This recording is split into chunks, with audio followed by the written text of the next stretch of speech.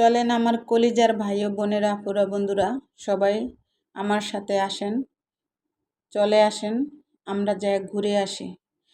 আসসালামু আলাইকুম, সবাই কেমন আছেন? আপনাদের সাথে আছি আমি, মা মেয়ে ঘরোয়া বলম। দূরে এবং কাছে আমার প্রাণপ্রিয় ভাই ও বোনেরা, আপুরা, বন্ধুরা যে যেখানে আছেন, আশা করি সবাই ভালো আছেন, সুস্থ আছেন এবং নিরাপদে আছেন। আপনাদের ছোট বড় সবার দোয়া এবং ভালোবাসা আলহামদুলিল্লাহ আমিও আমার ফ্যামিলির সবাইকে নিয়ে ভালো আছি। এই তো আমি দেখেন ইফতারের পরে কোথায় গেলাম, তাই বাসার থেকে বাহির হইলাম। বাহির হওয়ার পরে রিক্সায় উঠে গেলাম। আমার হাঁটতে বেশ ভালো লাগে না, তারপরে আমি অটো রিক্সাতে উঠে গেলাম।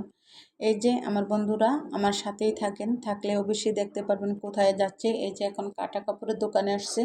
এটা হলো থ্রি পিসের দোকান, বাট কাটা কাপড়ের দোকান যেটা বলেন, থ্রি পিসও আছে, কাটা কাপড়ও আছে। কাটা কাপড় বলতে সিট কাপড়, সিট কাপড়ের কাটা কাপড়ই বলা হয়। তাই সেজন্য বললাম যে কাটা কাপড়, তাই আমি যে সিট কাপড়ের দোকানে আসলাম, একটু কাজ আছে তার জন্য। বেশি না, অল্প একটু কাজ ছিল। ওইখান থেকে আবার চলে আসলাম শাড়ির দোকানে। দেখেন এই যে শাড়ির দোকানে আসলাম শাড়ি কেনার জন্য। তাই শাড়ির দোকানে এসে দুটো শাড়ি নিচ্ছি। যাই হোক, এটা আমার অন্য ভিডিওতে দেখবেন। শাড়ি দুটো যে নেওয়া হয়েছে, অন্য ভিডিওতে দেখবেন। এই তো শাড়ি দুটো কেমন লাগলো। আর তারপরে এই যে শাড়ির দোকানতে আসার পরে এখন কী করলাম, ফুচকার দোকানে আসলাম।